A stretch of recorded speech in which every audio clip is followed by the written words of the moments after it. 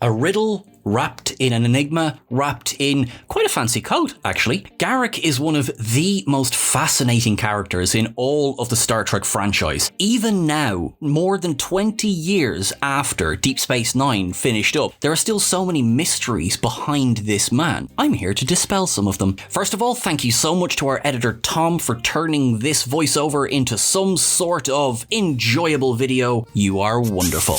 Everyone, let's get going. I'm Sean Ferrick for Trek Culture, and here is 10 things you didn't know about Garak. Number 10. Peter Allen Fields put him in a tailor shop.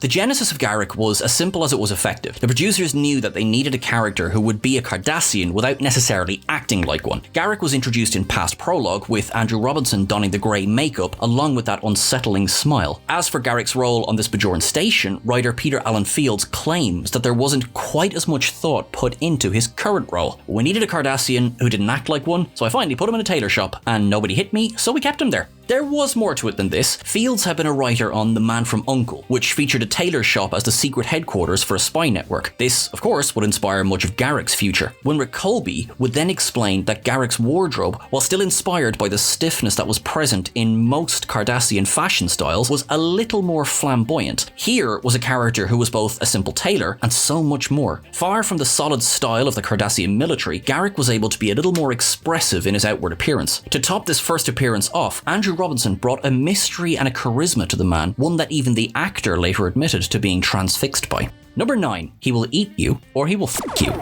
In past prologue, that famous lunch scene, the very first one, occurs between Garak and Dr. Bashir. There is little to no ambiguity here. Garak is out for lunch and he's not particularly fussed about what he gets to eat. This was a choice by Andrew Robinson. He said that in his earliest appearance, he wanted to portray the character without any defined sexuality. He wanted to display a character with a sexual appetite that could be appeased by an attractive human. The fact that this human was male made no difference. While, according to Robinson, he was supported in the idea that Garak would have a certain charismatic, dangerous charm to him, the writers didn't want to go down the sexually opaque route. There were a couple of reasons for this. First, he said, it was because the show was Star Trek. There wasn't truly room to explore this aspect of the character. Another reason was that he was hindered by the writers. Though he would have enjoyed keeping Garak sexually open in this way, the writing wouldn't support it, which meant he couldn't either. Number 8. Tinker, Tailor, Soldier, Spy.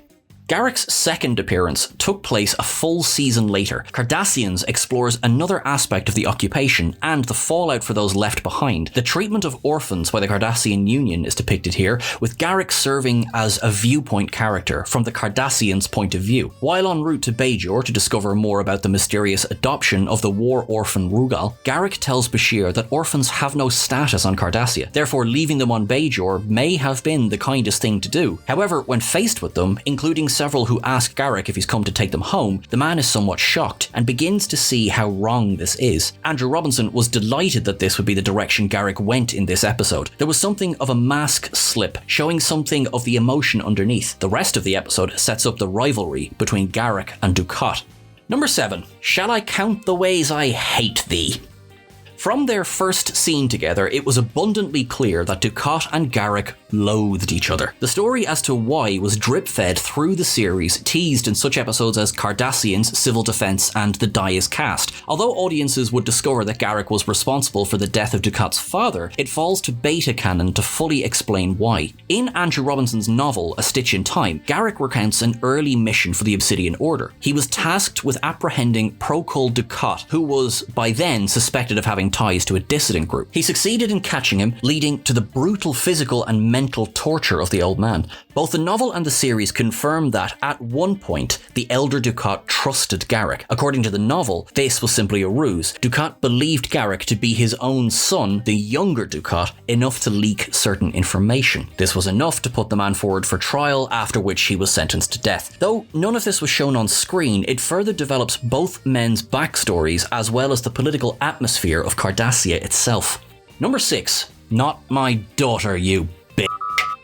For Garak, his relatively brief affair with Tora Zial would lead to be one of the most affecting periods of his life. The fact that she was Gul Dukat's daughter was an irony that was not lost on the writing team. For her first appearances, Zial was played by Saya Batten, but when it became clear that bigger things were required of the character, she was recast. For the episode For the Cause, Tracy Middendorf stepped into the makeup. Despite there being a 30-year age difference between her and Robinson, the combination of the makeup and her experience helped to sell the development of their relationship. Middendorf would only play the character role once before being recast again with Melanie Smith. This iteration of Zial would actively move away from her father's growing megalomania, and though her affection for Garak wasn't a deliberate attempt to hurt Dukat, it certainly didn't help. Garak did somewhat ironically encourage the best in her. She would go on to develop her art skills, including a series of paintings, some of which Garak would later hang in his office on Cardassia, according to the novels.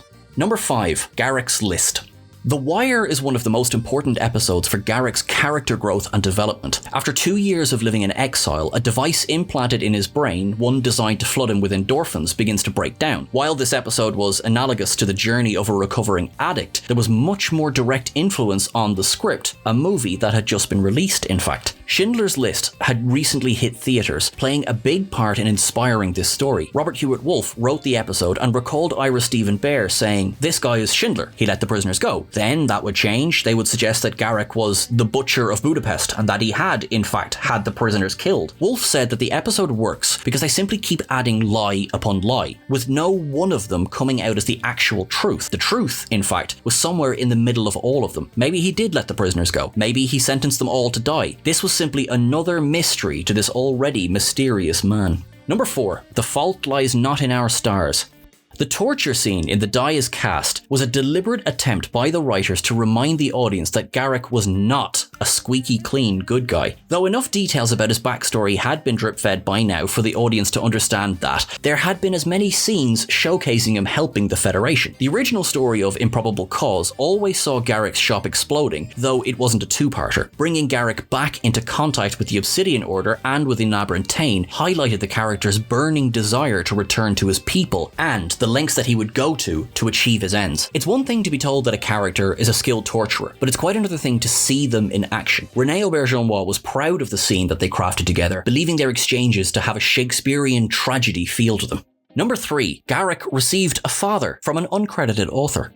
Author Judy Klass, whose credits include the TOS novel The City of Onlys, pitched the idea of Garak being Tain's son to the producers of Deep Space Nine almost a full year before In Purgatory's Shadow went into production. Even more specifically, she pitched the idea that Garak was an illegitimate son, which would compound a life of lies, twists, and hiding his true identity for fear of being used as a pawn against his father. In the original teleplay, Tain was to have simply acknowledged that Garak was indeed his son, told him he loved him, and died. This didn't feel right. The scene was changed to show Tain refusing to outright confirm anything, yet also tell Garak about a time he had been proud of him as a boy. This ended a lifetime of pretending for both of them. Though Klass did not receive on-screen credit for the idea, Robert Hewitt Wolfe rang her, letting her know that the idea was going to form the basis of the story, and bought the idea from her, for which she received $1,000. Number 2. For Andrew J. Robinson, Empok Nor could have been a step back too far. Empok Nor is easily one of Deep Space Nine's darkest episodes, which really is saying something, to be honest. It depicts murder, abduction, racism, and paranoia to the extreme. Taking inspiration from Diane Carey's novel Station Rage, it was a crucial episode for Garak's journey, though not everyone felt it was a positive one. Andrew Robinson's big break in acting came in 1971's Dirty Harry, wherein he played the Scorpio Killer, based loosely on the real-life Zodiac. When Robinson received the initial draft of the script, he was extremely disappointed. He felt that the character on the page was intruding on Garak rather than advancing him. At this point, he wasn't alone. Ira Steven Behr sent the script back to Hans Beimler, asking for a redraft, which resulted in the show as seen. Robinson still wasn't thrilled, as he had worked hard to move away from the deranged psychopathic characters that had brought him to mainstream appeal. For him, he felt Garak's actions in this episode were a step backward, even though the ending sees Garak cured of the drug affecting him. Number 1. Resolutions.